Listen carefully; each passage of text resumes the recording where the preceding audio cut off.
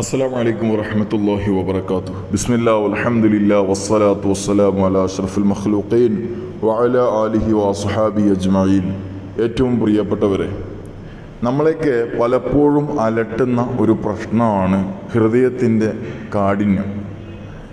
നമ്മളറിയാതെ പലപ്പോഴും പലരോടും ദേഷ്യപ്പെട്ടു പോവുകയാണ്. എന്തും ഏതിനും നമ്മുടെ ഹൃദയം ഒരു അസൂയ നമ്മളറിയാതെ നമ്മളിലേക്ക് കടന്നു വരികയാണ്.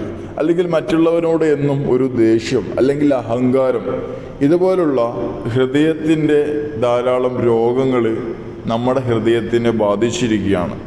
അല്ലെങ്കിൽ നമ്മുടെ ഭർത്താവ് അവർക്ക് അവരുടെ ഹൃദയകാഠിന്യം കൊണ്ട് നമ്മൾ പ്രയാസം അനുഭവിക്കുകയാണ്. നമ്മുടെ മക്കളുടെ സംസാരം കൊണ്ട് പലപ്പോഴും നമുക്ക് വേദന ഉണ്ടാകുന്നുണ്ട്. അതിൻ്റെ ഒരു പ്രധാന കാരണം അവരുടെ ഹൃദയത്തിൻ്റെ ആ കാഠിന്യം തന്നെയാണ്. അങ്ങനെയുള്ളവർക്ക് ഏറ്റവും നല്ല ഒരു പ്രതിവിധിയാണ് എല്ലാ ദിവസവും സുബ്ഹി നിസ്കാരത്തിന് ശേഷം യാ ഫത്താഹ് യാ അല്ലാഹ്, യാ ഫത്താഹ് യാ അല്ലാഹ്, യാ ഫത്താഹ് യാ അല്ലാഹ് എന്ന അള്ളാഹുവിൻ്റെ ദിക്ർ 72 പ്രാവശ്യം ചൊല്ലുക സുബ്ഹി നിസ്കാരത്തിന് ശേഷം. അങ്ങനെ ചൊല്ലിയാൽ നമ്മളെ ഹൃദയം തന്നെ ലോലമായി മാറും എന്നുള്ളതാണ്. പലപ്പോഴും നമ്മൾ ദേഷ്യപ്പെട്ടു പോവുകയാണ്.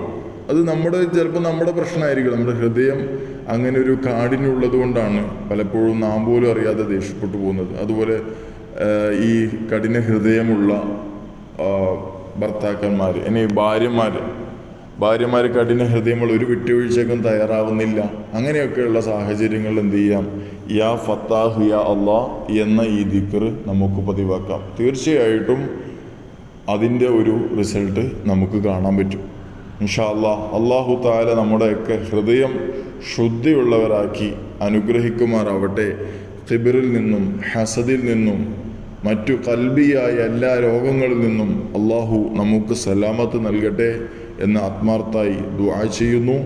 അതോടൊപ്പം നമ്മുടെ മക്കളെ അല്ലാഹു സാലിഹീങ്ങളിൽ ഉൾപ്പെടുത്തട്ടെ. നമ്മുടെ മാതാപിതാക്കൾക്ക് അല്ലാഹു ഖൈറും ബറക്കത്തും പ്രദാനം ചെയ്യുമാറാവട്ടെ. മരണപ്പെട്ടു പോയ മാതാപിതാക്കളുടെ ഖബറും അല്ലാഹു സന്തോഷത്തിലാക്കി കൊടുക്കുമാറാവട്ടെ. നമ്മുടെയും നാമുമായി ബന്ധപ്പെട്ട എല്ലാവരുടെയും സ്വഭാവം അല്ലാഹു സന്തോഷത്തിലാക്കി തരുമാറാവട്ടെ. മക്കളെ സ്വഭാവം നന്നാക്കട്ടെ, ഭാര്യയുടെ സ്വഭാവം നന്നാക്കുമാറാവട്ടെ. അതുപോലെ ഭർത്താവിൻ്റെ സ്വഭാവമൊക്കെ നന്നായി നല്ല ലോല മനസ്സിൻ്റെ ഉടമകളായി അല്ലാഹു തആല നമ്മളെ കബൂൽ ചെയ്യുമാറാവട്ടെ. അപ്പോൾ ഈ ദിക്ർ അങ്ങനെ ഒരു പ്രയാസം അനുഭവിക്കുന്ന ആളുകൾക്ക് വലിയ പ്രതിവിധിയാണ്. എല്ലാവരും ഈ സുബ്ഹി നിസ്കാരത്തിന് ശേഷം ഈ ദിക്ർ പതിവാക്കാൻ പ്രത്യേകം ശ്രദ്ധിക്കണമെന്ന് ഓർമ്മപ്പെടുത്തി അടുത്ത ഒരു വീഡിയോയിൽ ഇൻഷാ അല്ലാഹ് വീണ്ടും കാണാം.